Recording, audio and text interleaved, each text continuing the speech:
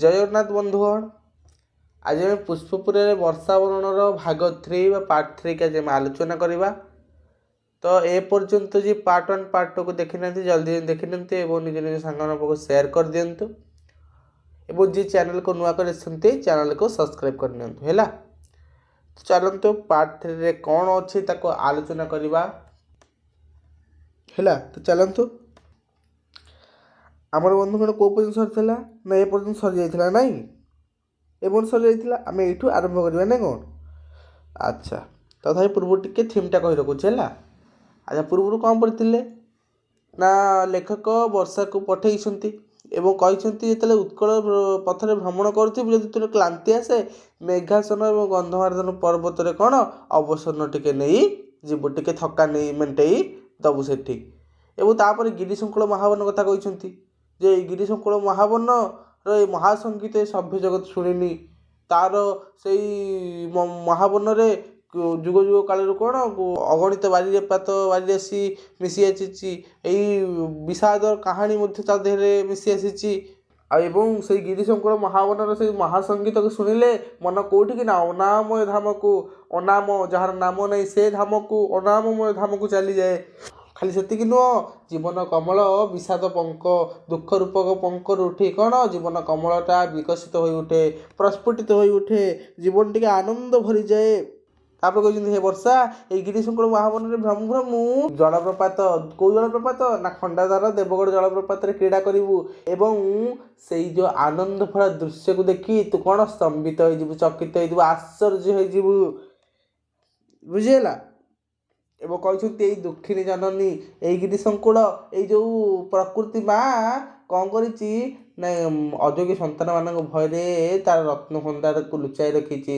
ତା ରତ୍ନଭଣ୍ଡାର ଆଜି ପର୍ଯ୍ୟନ୍ତ କେହି କଳ୍ପନା କରିପାରିନାହାନ୍ତି। ସେଇ ରତ୍ନଭଣ୍ଡାରକୁ ସେ କ'ଣ କରିଛି ଲୁଚାଇ ରଖିଛି। କାହା ଭୟରେ ନା ଅଯୋଗ୍ୟ ସନ୍ତାନମାନଙ୍କ ଭୟରେ।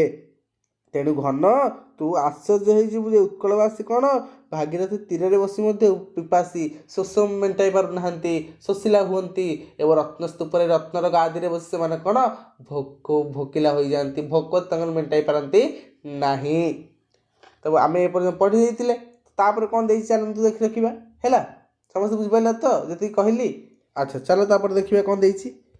ଏହି ମହାବନରୁ ପଶ୍ଚିମାଭିମୁଖରେ ତୋର ବିଜୟ ରଥ ବାହି ସୂକ୍ଷ୍ମଶାଳୀ ଗନ୍ତାଘର ସମ୍ବଲପୁର ଅଞ୍ଚଳକୁ ବହି ନେବୁ। ଏବଂ ବର୍ଷାକୁ କହୁଛନ୍ତି ହେ ବାରିଦ, ଲେଖକ କହୁଛନ୍ତି ହେ ବାରିଦ ଯେ ତୁ କ'ଣ ସେଇ ଗିରିଶଙ୍କର ମହାବନରେ ଭ୍ରମି ଭ୍ରମି ସେଠି ଆଶ୍ଚର୍ଯ୍ୟ ରହିଯିବୁନି। ତୁ ଟିକେ କ'ଣ ପଶ୍ଚିମାଭିମୁଖ, ପଶ୍ଚିମ ଅଭିମୁଖେ ପଶ୍ଚିମ ଦିଗକୁ ପୁଣି ଯାତ୍ରା କରିବୁ। କୁଆଡ଼େ ପଶ୍ଚିମ ଦିଗ ଯାତ୍ରା କରିବୁ ନା ତୋର ଯେଉଁ ବିଜୟର ରଥ ତୁ ଯେଉଁ ଯାଇଛୁ ଭ୍ରମଣ କରିବା ପାଇଁ, ତୋର ସେ ବିଜୟ ରଥକୁ ସୂକ୍ଷ୍ମଶାଳୀର ଗନ୍ତାଘର ସମ୍ବଲପୁର ଅଞ୍ଚଳକୁ ବୋହି ନେବୁ, ଅର୍ଥାତ୍ ସମ୍ବଲପୁର ଅଞ୍ଚଳକୁ ପହଞ୍ଚିବୁ, ବୁଝିହେଲା। ଆଚ୍ଛା, ପଡ଼ିବ ଯେ ସୂକ୍ଷ୍ମଶାଳୀ ଗନ୍ତାଘର କ'ଣ ନା ସମ୍ବଲପୁର, ବୁଝିପାରିଲେ ସମସ୍ତେ? ଆଚ୍ଛା, ତାପରେ କ'ଣ ଦେଲା ନା ତନ୍ନି ମହାନଦୀର ଏଠାରେ ଉପଳ ଶଯ୍ୟାରେ ଯାଉ ଯାଉ ତୀର ଦେଶରେ ସ୍ୱର୍ଣ୍ଣରେଣୁ ଢାଳି ଦିଏ ଏବଂ ନରନାରୀଙ୍କ ଦେହରେ ନବ ଲାବଣ୍ୟ ବୋଳି ଦିଏ। ତନ୍ନି ମହାନଦୀ ତ ଅଣଓସାରିଆ ହେଲା ବା ଛୋଟ, ତ ଛୋଟ ସେଇ ମହାନଦୀର ଏଠାରେ ଉପଳ ଶଯ୍ୟାରେ ଯାଉ ଯାଉ, ସେଇ ଉପଳ ଶଯ୍ୟାରେ ଉପର ସ୍ତରରେ ଯାଉ ଯାଉ ତୁ କ'ଣ କରିବୁ ଟିକେ ସ୍ୱର୍ଣ୍ଣରେଣୁକୁ ଢାଳି ଦେବୁ। ତୁ ଟିକେ ସ୍ୱର୍ଣ୍ଣ ରେଣୁ, ତୋର ସେ ବର୍ଷାର ବିନ୍ଦୁ, ତୋର ସ୍ୱର୍ଣ୍ଣିମ ରେଣୁକୁ ଟିକେ ଢାଳି ଦେବୁ ସେଇଠି ଏବଂ କ'ଣ କରିବୁ ନା ନରନାରୀଙ୍କ ଦେହରେ ନବଲାବଣ୍ୟ ବୋଳି ଦେବୁ। ନରନାରୀଙ୍କ ଦେହରେ କ'ଣ କରିବୁ, ସେ ସମ୍ବଲପୁର ନରନାରୀଙ୍କ ଦେହରେ ନବ ଲାବଣ୍ୟ, ନୂଆ ଲାବଣ୍ୟ ବୋଳି ଦେବୁ ଟିକେ ତାଙ୍କ ଦେହରେ, ବୁଝିହେଲା। ତାପରେ କ'ଣ କହିଲେ ନା ଦୁଃଖ ଦୈନ୍ୟରେ ସୁଦ୍ଧା ଏଠାରେ ନରନାରୀକୁ ବିଷାଦ କାଳିମା ଛୁଏଁ ନାହିଁ। ଏଠି ସେଇ ସମ୍ବଲପୁର ଅଞ୍ଚଳର ନରନାରୀଙ୍କ କଥା ଏଠି ବର୍ଣ୍ଣନା କଲେ ନା କ'ଣ କହିଲେ ନା ଦୁଃଖ ଦୈନ୍ୟରେ ଦୁଃଖ ସମୟରେ ମଧ୍ୟ ଏମାନଙ୍କୁ କ'ଣ ଏଠାରେ ନରନାରୀଙ୍କୁ ଅର୍ଥାତ୍ କେଉଁଠାରେ ନା ସମ୍ବଲପୁର ନରନାରୀମାନଙ୍କୁ ବିଷାଦର କାଳିମା ଛୁଏ ନାହିଁ, ବୁଝିହେଲା। ବିଷାଦ ଅର୍ଥ ଦୁଃଖ, ଦୁଃଖର କାଳିମା କ୍ଲେଶ ଛୁଏଁ ନାହିଁ। କାହିଁକି ଛୁଏଁନି? କାହିଁକି ଛୁଏଁନି ନା ପ୍ରାଚୀ ବଧୂ ଅରୁଣିତ ମୁଖରୁ ଅବଗୁଣ୍ଠନ ଖୋଲିବା ଆଗରୁ ଏଠାରେ ବଧୂମାନେ ସ୍ନାନ ସାରି ଶିଶିର ସ୍ନାତ ସେଫାଳି ଫୁଲ ପରି ହାସ୍ୟମୟ ହୋଇ ଉଠନ୍ତି। କହିଲେ ଯେ କାହିଁକି ନା ଏମାନଙ୍କୁ ଦୁଃଖ ଛୁଇଁବନି, କାହିଁକି ନା ପ୍ରାଚୀବଧୂ ଅରୁଣିତ ମୁଖରୁ ଅବଗୁଣ୍ଠନ ଖୋଲିବା ଆଗରୁ, ପ୍ରାଚୀବଧୂ ତ ସୂର୍ଯ୍ୟ, ସୂର୍ଯ୍ୟକୁ ଏଠି ବଧୂ ସହ ତୁଳନା କରିଛନ୍ତି ଯେ ସୂର୍ଯ୍ୟ ଅରୁଣିତ ମୁଖରୁ ଅର୍ଥାତ୍ ସକାଳ ପାହୁ ପାହୁ ଅବଗୁଣ୍ଠନ ଖୋଲିବା ପୂର୍ବରୁ ତାଙ୍କ ଓଢ଼ଣା, ଅବଗୁଣ୍ଠନ ତ ଓଢ଼ଣାକୁ ଖୋଲିବା ପୂର୍ବରୁ ଅର୍ଥାତ୍ ସୂର୍ଯ୍ୟ ଆସିବା ପୂର୍ବରୁ ଏମାନେ କ'ଣ କରନ୍ତି? କେଉଁମାନେ? ସମ୍ବଲପୁର ଅଞ୍ଚଳର ବଧୂମାନେ ସ୍ନାନ ସାରି ଦିଅନ୍ତି। ଅର୍ଥାତ୍ ସୂର୍ଯ୍ୟ ଆସିବା ପୂର୍ବରୁ ଏମାନେ କ'ଣ ସ୍ନାନ ସାରିକି ଶିଶିର ସ୍ନାତା ଶେଫାଳି ଫୁଲ ତ ଗଙ୍ଗଶିଉଳି ଫୁଲ ପରି ହାସ୍ୟମୟୀ ହୋଇ ଉଠନ୍ତି, ହସରେ ଭରି ଦିଅନ୍ତି, ଖୁସି ଲହରୀ ଖେଳି ଦିଅନ୍ତି। ବୁଝିହେଲା? ଅର୍ଥାତ୍ ସୂର୍ଯ୍ୟ ଆସିବା ପୂର୍ବରୁ ଏମାନେ କ'ଣ କରନ୍ତି? ବଧୂମାନେ, ସମ୍ବଲପୁର ଅଞ୍ଚଳର ବୋହୂମାନେ ସ୍ନାନ ସାରିକି ଶିଶିର ସ୍ନାତ ଶେଫାଳି ଫୁଲ ଗଙ୍ଗଶିଉଳି ଫୁଲ ପରି ହାସ୍ୟମୟ ହୋଇ ଉଠନ୍ତି। ବୁଝିପାରିଲେ ସମସ୍ତେ? ଆଚ୍ଛା, ତାପରେ କ'ଣ ଦେଲା ନା ଏମାନଙ୍କ ଅନଳସ ଚରଣରେ କମଳ ଫୁଟି ଉଠେ। ଅର୍ଥାତ୍ ଯେ ଏମାନଙ୍କର ଯେଉଁ ଅନଳସ ଚରଣରେ କ'ଣ ହୁଏ ନା କମଳ ଫୁଟି ଉଠେ। ଏମାନଙ୍କର ପାଦ ଚାଲି, ଏମାନଙ୍କ ଚାଲିରେ ପଦ୍ମ ସତେଇବା ଫୁଟି ଉଠେ ଏବଂ କଳା କୁଶଳର କର ସ୍ପର୍ଶରେ କ୍ଷୁଦ୍ର କୁଟୀର ସୁଧା ସହସି ଉଠେ। ଏବଂ କଳା କୁଶଳ ସେଇ ସତେ ଯେମିତି କାରିଗର, ଯେ କାରିଗରର ହାତ, ତାଙ୍କର ହାତ ଅର୍ଥାତ୍ କାହା ହାତ ନା ସେଇ ବଧୂମାନଙ୍କର, ସମ୍ବଲପୁର ଅଞ୍ଚଳର ବଧୂମାନଙ୍କ ବିଷୟରେ କହୁଛନ୍ତି ଯେ ସେଇ ସମ୍ବଲପୁର ଅଞ୍ଚଳର ବଧୂମାନଙ୍କର ହାତ ସତେ ଯେମିତି ଗୋଟେ କଳା କୁଶଳର ବା କାରିଗରୀ ଭଳି। କାହିଁକି ନା ତାଙ୍କରି ହାତ ବାଜିଲେ କ୍ଷୁଦ୍ର କୁଟୀର ଛୋଟ ଘର ମଧ୍ୟ ହସି ଉଠେ, ସୁନ୍ଦର ଦେଖାଯାଏ। ବୁଝିହେଲା?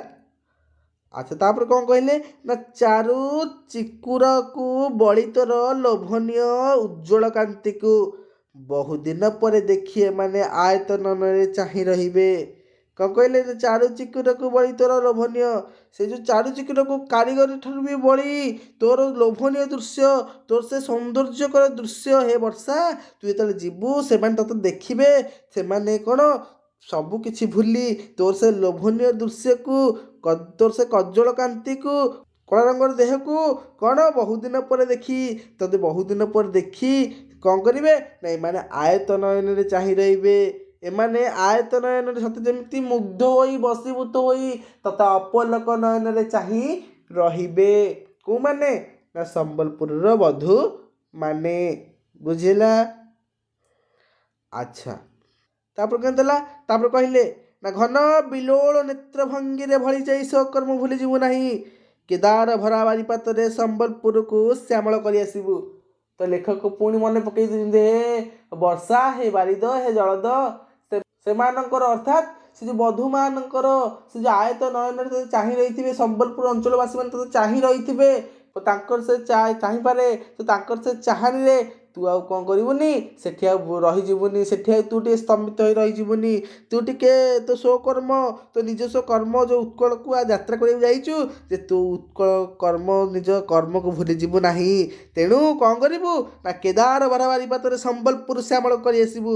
କେଦାର ଭରା ବାରିପାତରେ ତ ସ୍ୱର୍ଣ୍ଣିମ ରେଣୁକୁ ଢାଳି, ଅର୍ଥାତ୍ ବାରିପାତ କରି ବର୍ଷା ରେଣୁକୁ ଟିକେ ଢାଳି ଦେଇ କ'ଣ କରିବୁ? କେଦାର ଭରା ବାରିପାତରେ ସମ୍ବଲପୁର ଅଞ୍ଚଳରେ ଶ୍ୟାମଳ କରିଦେବୁ। ତୁ ବର୍ଷା ରେଣୁକୁ ଢାଳି କ'ଣ କରିବୁ? ସମ୍ବଲପୁର ଅଞ୍ଚଳକୁ ଶ୍ୟାମଳ କରି ଆସିବୁ। ବୁଝିହେଲା? ଆଚ୍ଛା, ତାପରେ କୁଆଡ଼େ ଯିବ ବର୍ଷା? ଚାଲ। ତ ଏହାପରେ ଅସରନ୍ତି ବେଣୁବନ ଉପରେ ସଞ୍ଚରଣ କରି ଉପକୂଳ ଆଡ଼କୁ ଗତି କରି ଗଲାବେଳେ ତୁ ଦେଖି ବିସ୍ମିତ ହେବୁ ଯେ ଯନ୍ତ୍ର ଦାନବର ପ୍ରତିଦିନ ପାଳନା ହୋଇ ସୁଦ୍ଧା ବଂଶ ବୃଦ୍ଧି କରି ଚାଲିଛି ଏବଂ ବାନରୀଙ୍କର କ୍ରୀଡ଼ା ଦଳିକା ହୋଇ ରହିଛି। ତ ଏହାପରେ କ'ଣ କରିବୁ? ଯଦି ଅସରନ୍ତି ବେଣୁବନ ଉପରେ, ଅସରନ୍ତି ଯେଉଁ ବାଉଁଶ ବନ ଉପରେ ସଞ୍ଚରଣ କରି ଅର୍ଥାତ୍ ଗତି କରି ଉପକୂଳ ଆଡ଼କୁ ଯେତେବେଳେ ଯିବୁ, ଉପକୂଳ ଆଡ଼କୁ ଯେତେବେଳେ ଗତି କଲାବେଳେ ତୁ ଦେଖି ଆଶ୍ଚର୍ଯ୍ୟ ହେଇଯିବୁ। ନା କ'ଣ ଦେଖି ଆଶ୍ଚର୍ଯ୍ୟ ହେଇଯିବୁ? ନା ଯନ୍ତ୍ର ଦାନବ, ଅର୍ଥାତ୍ ଯେଉଁ ଯାହାକୁ ଆମେ କହୁଛେ ମେସିନ୍ ହେଲା, ଯେଉଁ ଆମ ଫ୍ୟାକ୍ଟ୍ରିରେ କି କଳକାରଖାନାରେ ତ ଏମାନଙ୍କର ଯେଉଁ ଲାଗୁଛି ମେସିନ୍ ହେଲା, ତ ତାହାକୁ ଯନ୍ତ୍ର ଦାନବ ବୋଲି କୁହାଯାଇଛି। ଦାନବ ଅର୍ଥ ଅସୁର।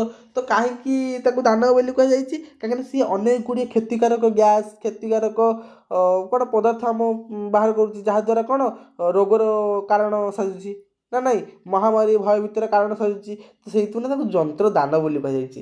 ତ তো ସେଇଦିନ କହିଲେ ଯେ ତୁ ଯେତେବେଳେ ବାଉଁଶ ବନ ଉପରେ ସଞ୍ଚରଣ କରି କରି ଉପକୂଳ ଆଡ଼କୁ ଗତି କରିବୁ ତୁ ଆଶ୍ଚର୍ଯ୍ୟ ହେଇଯିବୁ ଦେଖିକି ଯେ ଯନ୍ତ୍ରଦାନବ ପ୍ରତିଦିନ ପାଳନ ହେଉଛି ସୁଦ୍ଧା ତୁ ଯନ୍ତ୍ରଦାନବ ସେଇ ମେସିନ୍ କଳକାରଖାନା ମେସିନ୍ ବୃନ୍ଦ ପ୍ରତିଦିନ ପାଳନ ହୁଏ, ପ୍ରତିଦିନ କାମ କରି ପ୍ରତିଦିନ ବର୍ଜ୍ୟବସ୍ତୁ ଦୂଷିତ ଗ୍ୟାସ୍ ଦୂଷିତ ମାରାତ୍ମକ ବ୍ୟାଧି ଭଳି ରୋଗ ସୃଷ୍ଟି କରିଥିଲେ ମଧ୍ୟ ମାରାତ୍ମକ ବ୍ୟାଧି ପରି ପଦାର୍ଥ କ'ଣ ବାହାର କରୁଥିଲେ ମଧ୍ୟ ତଥାପି ବଂଶବନ ବାଉଁଶ ବନ ବଂଶ ବୃଦ୍ଧି କରି ଚାଲିଛି, ତାର ବଂଶକୁ ବୃଦ୍ଧି କରି ଚାଲିଛି ଏବଂ ବାନରୀମାନଙ୍କର କ୍ରୀଡ଼ା ଦଳିକା ହୋଇ ରହିଛି ଏବଂ ବାଉଁଶ ଗଛ ଯେହେତୁ ବୃଦ୍ଧି କରି ଚାଲିଛି ବାନରୀ ମାଙ୍କଡ଼ଙ୍କର କ'ଣ ହେଇଛି ଦୋଳିକା ସାଜିଛି ସେଇ ବାଉଁଶ ବଣ ଦୋଳିକା ଅର୍ଥ ଦୋଳି ସାଜିଛି।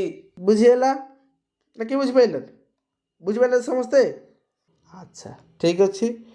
ତାପରେ ଦେଖ କ'ଣ ଦେଲା ଏବଂ ବଂଶବନରୁ ବାୟୁ ହିଲ୍ଲୋଳରେ ଦୋହଲାଇ ବଂଶବନକୁ ବାୟୁ ହିଲ୍ଲୋଳରେ ଦୋହଲାଇ ଓ ସମସ୍ତ ଅଞ୍ଚଳ ଶ୍ୟାମଳ କରି ଟଙ୍କିଳ ଅନୁଗୋଳ ପଥରେ କପିଳାସ ସ୍ପର୍ଶ କରି ଉପକୂଳ ପଥରେ ପହଞ୍ଚିବା ଆଗରୁ ଦୂରରୁ ସୌଦାବଳି ଦେଖି ଜାଣିବୁ ଯେ ଏହି ସେହି କଟକ। ଏବଂ ତାପରେ କେଉଁଠି ଯାଇଛି ନା ତାପରେ କଟକକୁ ଯାଇଛି ବର୍ଷା ନା କ'ଣ କହିଛନ୍ତି ନା ଏଇ ବଂଶବନକୁ ବାୟୁ ହିଲ୍ଲୋଳରେ ଦୋହଲାଇ ଏଇ ବଂଶବନ ଅର୍ଥ ବାଉଁଶ ବନକୁ ବାୟୁରେ ହିଲ୍ଲୋଳରେ ପବନର ତାଳେ ତାଳେ ଦୋହଲାଇକି କ'ଣ କରିବୁ ଏ ସମସ୍ତ ଅଞ୍ଚଳକୁ ଶ୍ୟାମଳ କରିଦେବୁ। ଏ ବାଉଁଶ ବନ ଯେତେ ଅଛି ତ ସେ ସମସ୍ତ ଅଞ୍ଚଳକୁ ଟିକେ କ'ଣ ଶ୍ୟାମଳ କରିଦେବୁ, ତ ସ୍ୱର୍ଣ୍ଣିମ ରେଣୁକୁ ସେଠି ଢାଳିଦେବୁ ଏବଂ ତାପରେ ସେଇଠି ଢାଳିଦେଲା ପରେ ଶ୍ୟାମଳ କରିଦେଲା ପରେ ଟଙ୍କିଳ ଅନୁଗୋଳ ପଥରେ ଯେତେବେଳେ ଯିବୁ କପିଳାସକୁ ସ୍ପର୍ଶ କରିବୁ ଏବଂ କପିଳାସକୁ ସ୍ପର୍ଶ କରି ସାରିଲା ପରେ କପିଳାସରେ ତୋର ସେ ବର୍ଷାର ସ୍ୱର୍ଣ୍ଣିମ ରେଣୁକୁ ଢାଳି ସାରିଲା ପରେ ସ୍ୱର୍ଣ୍ଣିମ ରେଣୁକୁ କ'ଣ ଅଜାଡ଼ି ସାରିଲା ପରେ ତୁ କ'ଣ କରିବୁ ଉପକୂଳରେ ପହଞ୍ଚିବା ଆଗରୁ ଦୂରରୁ ସୌଦାବଳି ଦେଖି ଯେତେବେଳେ ଢାଳି ଦେଲା ପରେ କପିଳାସରୁ ଯିବୁ କପିଳାସକୁ ସ୍ୱର୍ଣ୍ଣିମ ରେଣୁ ଢାଳିକି ତୁ ଯେତେବେଳେ ଆଗକୁ ଯିବୁ ସେତେବେଳେ ଦୂରରୁ ସୌଦାବଳି ଉଚ୍ଚ ଉଚ୍ଚ କୋଠା ଘରକୁ ଦେଖିକି ତୁ ଜାଣିବୁ କ'ଣ ଏହି ସେହି ହେଉଛି କଟକ, ସେ ହେଉଛି କ'ଣ କଟକ। ବୁଝିଲ? ଆଚ୍ଛା ତାପରେ ପୁଣି ଆଉ କଟକ ବିଷୟରେ କ'ଣ କହିଲେ ନା ସେହି ହେଉଛି ଉତ୍କଳର ଉତ୍ତମାଙ୍ଗ ଘନ ଏହି ଥିଲା ଦିନେ ଗର୍ବିତ ଗଜପତି ରାଜଧାନୀ ଆଉ ଏଇଠାରୁ ହିଁ ତାର ଅଜୟ ବାହିନୀ ଝଟିକା ବେଗରେ ଦୁର୍ଗରୁ ଦୁର୍ଗାନ୍ତରକୁ ଗତି କରି ଚାଲିଥିଲା।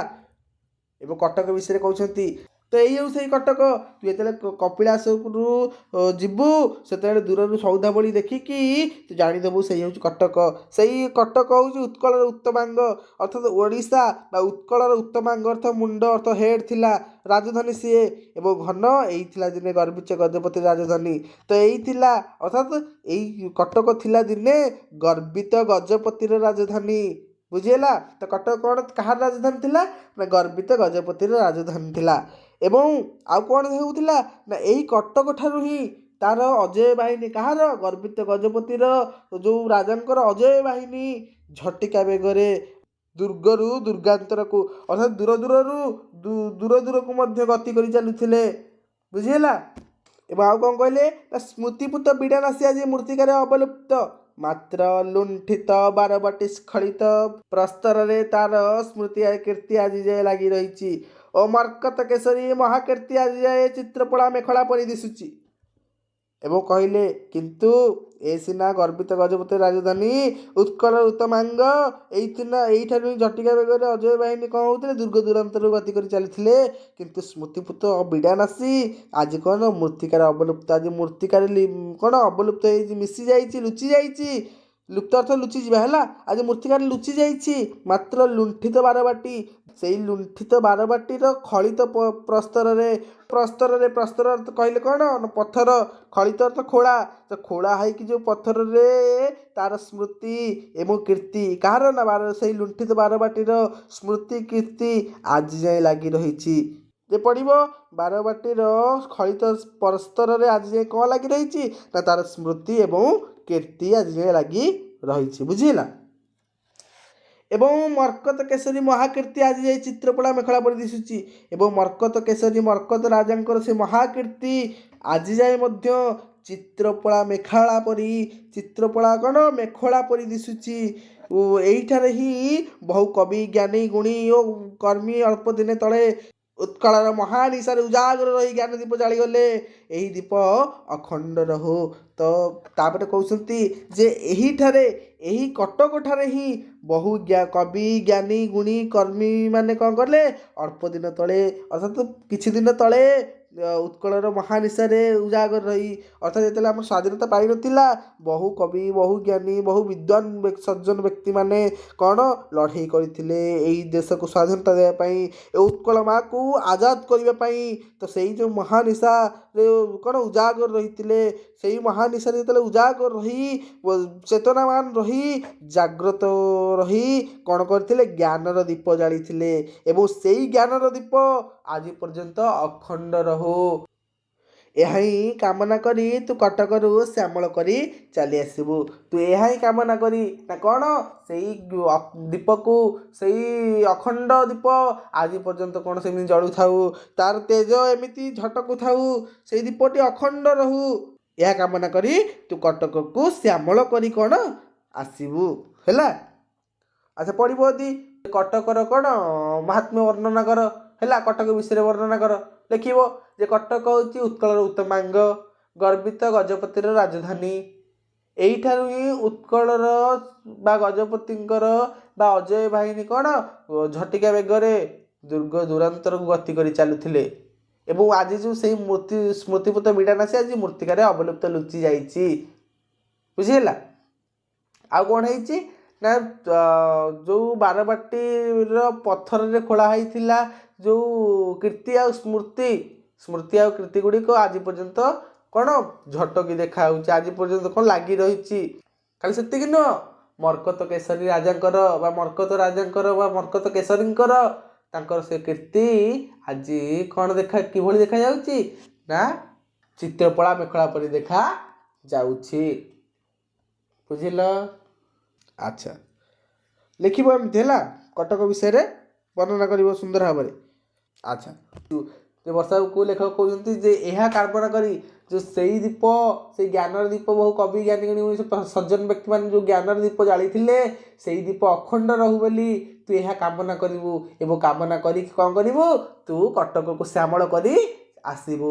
ପୁଣି କୁଆଡ଼େ ଯିବୁ ନା କଟକରୁ ଦକ୍ଷିଣାଭିମୁଖରେ ଯାଇ ଥରେ କୋଣାର୍କର ଚାରିଚୂଡ଼ା ଚୁମ୍ବନ ନ କଲେ ତାର ଉତ୍କଳ ଭ୍ରମଣ ସାର୍ଥକ ହେବ ନାହିଁ। ତୁ ତ କଟକରେ ତ ଅଟକି ଯିବୁନି, କାରଣ କଟକରେ ସେଇ ଦୀପ ଅଖଣ୍ଡ ରହୁ ବୋଲି କାମନା କରି ତୁ ତାକୁ ଶ୍ୟାମଳ କରି ଟିକେ ପଳେଇ ଆସିବୁ। ପଳେଇ ଆସି କୁଆଡ଼େ ଯିବୁ ନା କଟକରୁ ଦକ୍ଷିଣାଭିମୁଖରେ ଯାତ୍ରା କରିବୁ। ଦକ୍ଷିଣ ଦିଗ ବା ଦକ୍ଷିଣ ଅଭିମୁଖରେ ଯାତ୍ରା କରିବୁ ଏବଂ ସେଠି ଯାଇ କୋଣାର୍କ ମନ୍ଦିର ଅଛି, ସେ ଦକ୍ଷିଣ ପଟକୁ ଗଲେ ଦେଖିବୁ କୋଣାର୍କ ମନ୍ଦିର ଏବଂ କୋଣାର୍କର ଚାରିଚୂଡ଼ାକୁ ଅର୍ଥାତ୍ କୋଣାର୍କର ସେ ସୌନ୍ଦର୍ଯ୍ୟ ଭରା ଚୂଡ଼ାକୁ ଶିଖରକୁ ତୁ ଟିକେ ଚୁମ୍ବନ କରିଦେବୁ। ଅର୍ଥାତ୍ ସେଇ କୋଣାର୍କ ଉପରେ ତୋର ସ୍ୱର୍ଣ୍ଣିମ ରେଣୁକୁ ଅଜାଡ଼ି ଦେବୁ। କାହିଁକି ନା ଯଦି ସେଇ କୋଣାର୍କ ମନ୍ଦିର ଚାରିଚୂଡ଼ାକୁ ଚୁମ୍ବନ ନ କଲୁ, ସେଠି ଯଦି ତୁ କ'ଣ ତାକୁ ଦର୍ଶନ ନ କଲୁ ବା ସେଠି ତୋର ସ୍ୱର୍ଣ୍ଣିମ ରେଣୁକୁ ନ ଢାଳିଲୁ ତାହେଲେ ତୋର ଯେଉଁ ଉତ୍କଳ ଭ୍ରମଣ ସାର୍ଥକ ହେବ ନାହିଁ। କିଏ କହୁଛନ୍ତି ନା ଲେଖକ କହୁଛନ୍ତି ତୋର ଉତ୍କଳ ଭ୍ରମଣ ସାର୍ଥକ ହେବନି ତୁ ଯଦି କୋଣାର୍କ ମନ୍ଦିର ନ ଗଲୁ, କୋଣାର୍କରେ ଚାରିଚୂଡ଼ାକୁ ଚୁମ୍ବନ ନ କଲୁ। ବୁଝିହେଲା। ଖାଲି ଏତିକି ନୁହଁ, କୋଣାର୍କ ପଥରେ ଯାଉ ଯାଉ ପଥ ମଧ୍ୟରେ ଅଗଣିତ କୀର୍ତ୍ତି ଦେଖି ଚକିତ ହୋଇଯିବୁ। ଲେଖକ କହୁଛନ୍ତି ହେ ବର୍ଷା, ହେ ଜଳଦ, କୋଣାର୍କ ପଥରେ ଯେତେବେଳେ ଯିବୁ ସେଇ ପଥରେ ଯାଉ ଯାଉ ଏମିତି ସୌନ୍ଦର୍ଯ୍ୟ ଭରା ବିଭବ ତୁ ଦେଖିବୁ, ଏମିତି କୀର୍ତ୍ତି ତୁ ଦେଖିବୁ, ସେ ଅଗଣିତ କୀର୍ତ୍ତି ଦେଖି ତୁ କ'ଣ ହେଇଯିବୁ ଚକିତ ହେଇଯିବୁ, ତୁ ଆଶ୍ଚର୍ଯ୍ୟ ହେଇଯିବୁ, ତୁ ସମ୍ମୋହିତ ହେଇଯିବୁ। ଆଚ୍ଛା ତାପରେ କ'ଣ କହିଲେ ନା ମାତ୍ର ଘନ ଏହି ସ୍ମୃତି ଶ୍ମଶାନରେ ଅଟକି ଗଲେ ତୋର ସ୍ୱ କାର୍ଯ୍ୟର ସାଧନାରେ ବିଳମ୍ବ ଘଟିବ। ଲେଖକ ପୁଣି କହିଛନ୍ତି ମାତ୍ର ଘନ ଏଇ ଯେଉଁ ଯେତେବେଳେ ତୁ କୋଣାର୍କ ମନ୍ଦିର ଯିବୁ କୋଣାର୍କ ଠାରେ ଅଟକି ଯିବୁନି। କାହିଁକି ନା କୋଣାର୍କର ଏ ବିଭବ ଦେଖି ତୁ ଯଦି ଅଟକି ଯିବୁ ତେବେ ତୋର ସ୍ୱକର୍ମ ସାଧନା ତୁ ଉତ୍କଳ ଭୂମିକୁ ଯିବୁ ନା, ଭ୍ରମଣ କରିବୁ ନା ସମ୍ପୂର୍ଣ୍ଣ। ତାହେଲେ ତୋର ସ୍ୱକର୍ମରେ ତୋ ନିଜସ୍ୱ କର୍ମର ସାଧନାରେ ସ୍ୱକର୍ମ ସାଧନାରେ ବିଳମ୍ବ ଘଟିଯିବ, ଡେରି ହେଇଯିବ। ବୁଝିହେଲା। ତେଣୁ କ'ଣ କରିବୁ, ଏଣୁ ତୁ ଅତୀତ ଉତ୍କଳ ମହାନିଶାର ମାନଦଣ୍ଡ ପରି ଦଣ୍ଡାୟମାନ ଖାଲି ଲିଙ୍ଗରାଜ ନିକେତନ ଚାରିଚୂଡ଼ା ପ୍ରତି ଆନନ୍ଦ ହୋଇ ଉପକୂଳ ପଥରେ ଗତି କରି ଚାଲିଯିବୁ। ତେଣୁ କୋଣାର୍କ ମନ୍ଦିରରୁ ଯାଇ ଅତୀତର ଉତ୍କଳର ମହିର ମାନଦଣ୍ଡ ଅର୍ଥାତ୍ ଅତୀତ ଉତ୍କଳର ମହିର ବା ଧରଣୀର ମାନଦଣ୍ଡ କିଏ ନା ଲିଙ୍ଗରାଜ ମନ୍ଦିର।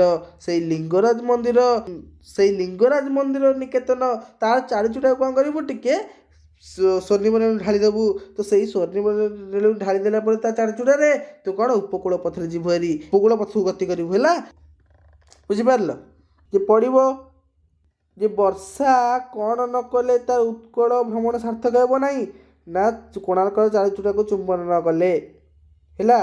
ତ ତାପରେ କହିଲେ ଯେତେବେଳେ ତୁ ଉପକୂଳ ପଥରେ ଗତି କରିବୁ ନା ତ ସେତେବେଳେ ବେଳାଭୂମିର ଶ୍ୟାମଳ ପଥରେ ଯିବା ବେଳେ ତ ଉପକୂଳ ପଥରେ ଯିବୁ ଯେତେବେଳେ ବେଳାଭୂମି ପଡ଼ିବ ଏବଂ ବେଳାଭୂମିର ସେ ଶ୍ୟାମଳ ପଥରେ ଯିବା ବେଳେ ସେ ସଜୀବ ଶ୍ୟାମଳ ସବୁଜ ପଥରେ ଯେତେବେଳେ ଯିବୁ ସେତେବେଳେ ପଲ୍ଲୀ ବାଳକମାନେ କ'ଣ କରୁଥିବେ, ପଲ୍ଲୀ ବାଳକମାନେ ଅର୍ଥାତ୍ ଗାଁର ବାଳକମାନେ ପିଲାମାନେ କ'ଣ କରୁଥିବେ ନା ତୋର ସ୍ୱାଗତ ପାଇଁ ଶଙ୍ଖ ଧରି କୁଟୀରରୁ ବାହାରି ଆସିବେ। ତୋର ସ୍ୱାଗତ ପାଇଁ ତୁ ବହୁତ ଦିନ ହେଲାଣି ଆସିଲୁ ନା, ତୋର ସ୍ୱାଗତ ପାଇଁ ଶଙ୍ଖ ଧରିକି ଘରୁ ଆସିଥିବେ, ବାହାରକୁ ଠିଆ ହେଇଥିବେ। ଘନ ଏଠାରେ ତୁ ଟିକିଏ ଅଚଞ୍ଚଳ ହୋଇ ଗତି କରିବୁ। ଏଠାରେ ତୁ କ'ଣ ଚଞ୍ଚଳ ହେବୁନି, ପୁଣି ଏକାଥରେ ସ୍ପିଡ଼ ଯିବୁନି। ଏହିଠାରେ ହିଁ ତୁ ଟିକେ ଅଚଞ୍ଚଳ ହୋଇଯିବୁ, ଧୀରେ ଧୀରେ ଗତି କରିବୁ। କାହିଁକି ନା ଏ ପ୍ରଗଲ୍ଭ ପରି ବୃଥାରେ ବାଚାଳ ହେବୁ ନାହିଁ। ତ ଏଇଠି କ'ଣ ଏ ଅପୂର୍ବ ଦୃଶ୍ୟକୁ ଦେଖି ସେ ପଲ୍ଲୀ ବାଳକମାନଙ୍କର ସ୍ନେହକୁ ଦେଖି ତୁ କ'ଣ ବାଚାଳ ହେବୁନି, ତୁ ଟିକେ ପାଗଳ ହେଇଯିବୁନି ଆଉ। ପଲ୍ଲୀ ବାଳକମାନଙ୍କର ଲୋଳ ନୟନ ତୋର ଚଞ୍ଚଳ ଗତିପଥ କଳନା କଲେ ସେମାନେ କୁଙ୍କୁମାକ୍ତ ଅଞ୍ଚଳ ସିନ୍ଧୁବତାରେ ଉଡ଼ିଯାଇ କେତେକ ବନରେ ଲାଗିଯିବ। ତ ଯଦି ପଲ୍ଲୀ ବାଳକମାନଙ୍କର ସେ ଲୋଳ ନୟନ, ସେ କୋମଳ ନୟନ ଏବଂ ତୋର ଚଞ୍ଚଳ ଗତିପଥ, ତାଙ୍କର ସେ କୋମଳ ନୟନ ସବୁ ସହିତ ଯଦି ଆମେ କଳ୍ପନା କରିବା, ଯଦି ତାଙ୍କ ସହ ଆମେ ମିଶାଇବା, ତେବେ କ'ଣ ସେମାନଙ୍କର ଯେଉଁ କୁଙ୍କୁମାପ୍ତ ଅଞ୍ଚଳ, ତ ସେମାନଙ୍କର ଯେଉଁ ବସବାସ କରୁଛନ୍ତି କୁଙ୍କୁମାପ୍ତ ଅଞ୍ଚଳ, ଲାଲ କଲର ମାଟି ତାଙ୍କର, ପାହାଡ଼ିଆ ମାଟି, ତ ସେଇଟା କହୁଛନ୍ତି ଯେ କୁଙ୍କୁମାପ୍ତ ଅଞ୍ଚଳ ଯେଉଁ ସିନ୍ଧୁବତାରେ ଉଡ଼ିଯାଇ ତାଙ୍କର ସେ ଲାଲ ମାଟି ସିନ୍ଧୁବତାରେ ପବନରେ ଉଡ଼ିଯାଇ କ'ଣ ହେବ, କେତେକ ବନରେ ଲାଗିଯିବ, କେତେ ବନରେ କ'ଣ ଲାଗିଯିବ। ଆଉ ନବ ଯୌବନ ଉନ୍ମୋଚନରେ ଲଜ୍ଜାମନା ବରାକିନୀ ମାନଙ୍କ ତ୍ରସ୍ତ ଚରଣରେ ଗୁଡ଼ କଙ୍କଳି ଯିବ। ଏବଂ ନବ ଯୌବନ ଅର୍ଥାତ୍ ନବତରୁଣ ମାନେ ଯିଏ ନୂଆ ନୂଆ ବାହା ହେଇଥିବେ ସେଇ ଲଜ୍ଜାମନା ଯେଉଁ ବରାକିନୀ ମାନେ ବଧୂମାନେ କ'ଣ ହେଇଥିବ, ତ୍ରସ୍ତ ଚାରୁଚରଣରେ ଗୁଡ଼ କଙ୍କଳି ଯିବ। ତୁ ଜଲ୍ଦି ପଳେଇବୁ ତ ସେମାନେ କ'ଣ ତତେ ଦେଖିବା ପାଇଁ ଦୌଡ଼ି ଆସିବେ, ଯେ ବହୁତ ଦିନ ପରେ ବର୍ଷା ଆସିଛି ତ ସେମାନେ ତତେ ଦେଖିବା ପାଇଁ ଦୌଡ଼ି ଆସିବେ। ତ କ'ଣ ହେବ, ତାଙ୍କ ନବବଧୂମାନଙ୍କର ଗୋଡ଼ରେ ଗୁଡ଼ କଙ୍କଳି ଯିବ, ଗୋଡ଼ି ଗଡ଼ି ଯିବ। ତେଣୁକରି ତୁ କ'ଣ କରିବୁନି, ଜୋରରେ ଯିବୁନି, ଚଞ୍ଚଳ ହୋଇ ଯିବୁନି, ଅଚଞ୍ଚଳ ହୋଇ ଗତି କରିବୁ, ଟିକେ ଧୀର ଧୀର ଭାବରେ ଗତି କରିବୁ। ବୁଝିପାରିଲ? ଆଚ୍ଛା, ତାପରେ କ'ଣ ଦେଲା, ତ ଏତେ ଅନର୍ଥର କାରଣ ନ ହୋଇ ଏଠାରେ ତୁ ଟିକେ ଅଚଞ୍ଚଳ ହେଲେ କ'ଣ ଚଳିବନି। ସେଇଥିରେ ଲେଖକ କହୁଛନ୍ତି ତୁ ଅନର୍ଥର କାରଣ ନ ହୋଇକି, ଯେ ଏତେ ଅନର୍ଥର କାରଣ ନ ହୋଇକି ତୁ ଟିକେ କ'ଣ ଅଚଞ୍ଚଳ ହେଲେ କ'ଣ ଚଳିବନି, ତୁ ଟିକେ କ'ଣ ଧୀରେ ଧୀରେ ଗଲେ ଚଳିବନି, ତେବେ ତୁ କାହିଁ ଜୋରରେ ଯିବୁ, ତୁ ଏଇଠି ଟିକେ ଧୀରେ ଧୀରେ ଯିବୁ। ବୁଝିହେଲା? ଲେଖକ ଏଇଠି କହୁଛନ୍ତି ଯେ ତୁ ଏଠି ଜୋରରେ ଯିବୁନି, ଧୀରେ ଧୀରେ ଯିବୁ। ତ ଧୀର ଓ ଗମ୍ଭୀର ହୋଇ ରାଜଲୀଳା ଗତିରେ ଯାଉ ଯାଉ ମହୋଦଧିର ତୁଙ୍ଗ ତରଙ୍ଗାବଳୀରୁ ଉଦ୍ଧତ ହେଲା ଭଳି ବହୁ ଦୂରରୁ କୋଣାର୍କର କୃଷ୍ଣଚୂଡ଼ା ତୋର ଗତିପଥରେ ଭାସି ଉଠିବ।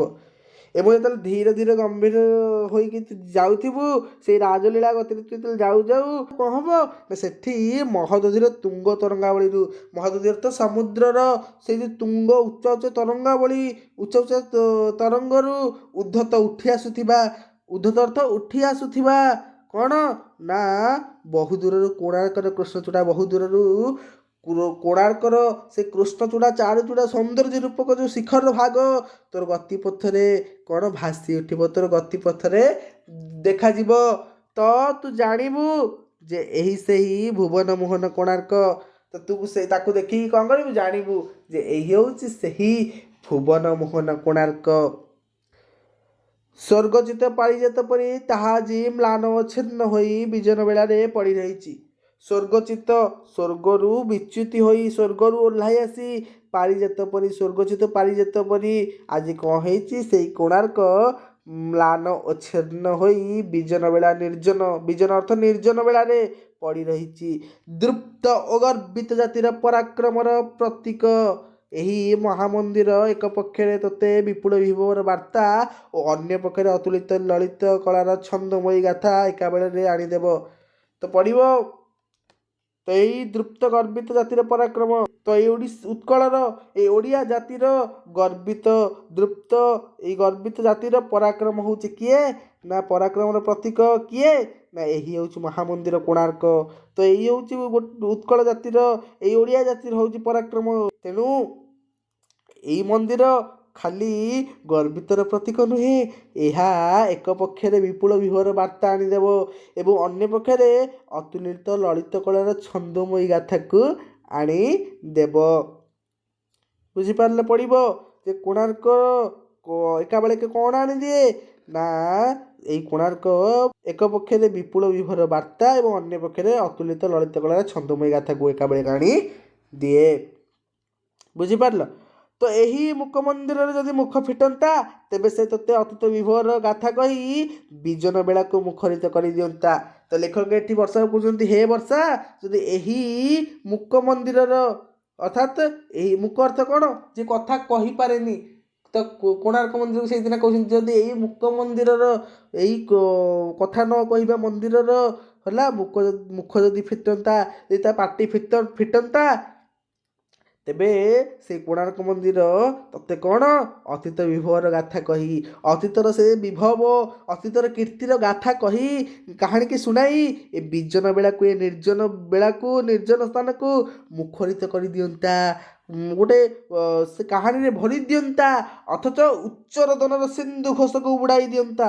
ଅଥଚ ନହେଲେ ଉଚ୍ଚ ରୋଦନରେ ଅର୍ଥାତ୍ ଉଚ୍ଚ ସ୍ୱରରେ ରୋଦନ କରି କାନ୍ଦି ତାର ସେ ବିଭବର କାହାଣୀ କହି ଶୁଣାଇ ତାର ବିଭବର ସେ କାହାଣୀ ଶୁଣାଇ ତୋତେ କାନ୍ଦି ସିନ୍ଧୁ ଘୋଷକୁ ଅର୍ଥାତ୍ ସମୁଦ୍ରକୁ ମଧ୍ୟ ବୁଡ଼ାଇ ଦିଅନ୍ତା। ବୁଝିହେଲା? ତା ଆହୁରି କହୁଛନ୍ତି ନା ଘନ ଅତୀତର ଏହି ମ୍ଳାନ ଶ୍ମଶାନରେ ଆଉ ବେଶୀ କ୍ଷଣ ରହିଲେ ଲାଭ କ'ଣ ହେବ? ତ ଆହୁରି କହୁଛନ୍ତି ଯେ ଘନ, ହେ ବର୍ଷା, ହେ ବାରିଦ, ଅତୀତର ଏହି ମ୍ଳାନ ଶ୍ମଶାନରେ ଅତୀତର ଏଇ ଯେଉଁ ସୌନ୍ଦର୍ଯ୍ୟ ରୂପକ ଶ୍ମଶାନ ଅତୀତର ମ୍ଳାନ ଶ୍ମଶାନ କାହାକୁ କୁହାଯାଇଛି? ନା କୋଣାର୍କ ବୋଲି କୁହାଯାଇଛି। ହେଲା? ତ ଅତୀତର ଏଇ ଯେଉଁ ମ୍ଳାନ ଶ୍ମଶାନରେ ଯଦି ଆଉ ତୁ ବେଶୀ କ୍ଷଣ ରହିବୁ, ତ ତୁ ଯଦି ଆହୁରି ବେଶୀ ସମୟ ଲଗେଇବୁ ସେଠି ପୁଣି ଯଦି ରହିବୁ ତେବେ ଲାଭ କ'ଣ ହେବ?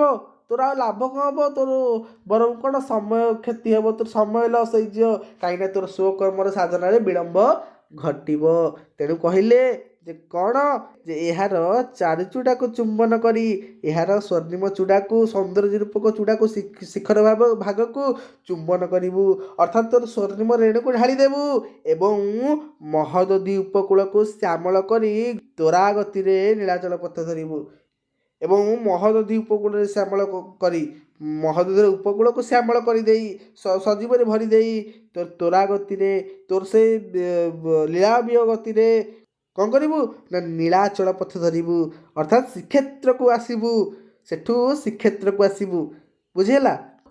ତ ଏଠି ଲେଖକ କହିଛନ୍ତି ଯେ କୋଣାର୍କ ମନ୍ଦିର ବେଶୀ ଡେରି ଆଉ କରିବୁନି। ହେ ବର୍ଷା, କୋଣାର୍କ ମନ୍ଦିର ପାଖରେ ଆଉ ତୁ ସେ ସୌନ୍ଦର୍ଯ୍ୟ ଦେଖି ତୁ ଆନନ୍ଦ ରୂପକ ସେଇ ବିଭବ ରୂପକ ବୈଭବ ରୂପକ ସୌନ୍ଦର୍ଯ୍ୟକୁ ଦେଖି ତୁ ଆଉ ସେଠି ଅଟକି ଯିବୁନି, ବରଂ ତୋର ସ୍ୱକର୍ମ ଟିକେ ସାଧନାରେ ବିଳମ୍ବ ଘଟିବ, ଡେରି ହେଇଯିବ। ତେଣୁ ତୁ କ'ଣ କରିବୁ? ତୁ ସେଇ କୋଣାର୍କ ମନ୍ଦିରରେ ତୋର ଟିକେ ସ୍ୱର୍ଣ୍ଣିମ ରେଣୁକୁ ଢାଳି ଦେଇ ତୁ ସେ ମହୋଦଧି ଉପକୂଳର ପଥରେ ଆସୁ ଆସୁ ତାର ସ୍ୱର୍ଣ୍ଣିମ ରେଣୁକୁ ଢାଳି ଦେଇ ସେଠି ତୁ କ'ଣ କରିବୁ? ନୀଳାଚଳ ପଥକୁ ଧରିବୁ, ନୀଳାଚଳ ଶ୍ରୀକ୍ଷେତ୍ର ଧାମକୁ ଆସିବୁ। ବୁଝିଲା? ତ ଏଠି ଲେଖକ କ'ଣ କରିଛନ୍ତି? ଶ୍ରୀକ୍ଷେତ୍ର ଧାମକୁ ବର୍ଷାକୁ ପ୍ରେରଣା କରିଛନ୍ତି। ବୁଝିପାରିଲେ ସମସ୍ତେ? ଆଚ୍ଛା, ଶ୍ରୀକ୍ଷେତ୍ର ଧାମକୁ ଯେତେବେଳେ ବର୍ଷାକୁ ପ୍ରେରଣା କରିଛନ୍ତି ଯେ କିଭଳି ଭାବରେ ପ୍ରେରଣା କରିଛନ୍ତି, ତାପରେ କ'ଣ କ'ଣ ହେଇଛି, ଆମେ ସେସବୁ ଗୁଡ଼ିକ ନେକ୍ସଟ କ୍ଲାସ୍ରେ ଆଲୋଚନା କରିବା। ବୁଝିଲା? ତ ଯିଏ ଏପର୍ଯ୍ୟନ୍ତ ନ ବୁଝିଛ ମୋତେ କହିବ ଏବଂ ଆଜି ପାଇଁ ଏତିକି ଥାଉ। ତେଣୁ ମୋତେ ବିଦାୟ ଦିଅନ୍ତୁ। ରହୁଛି। ନମସ୍କାର। ଜୟ ଜଗନ୍ନାଥ।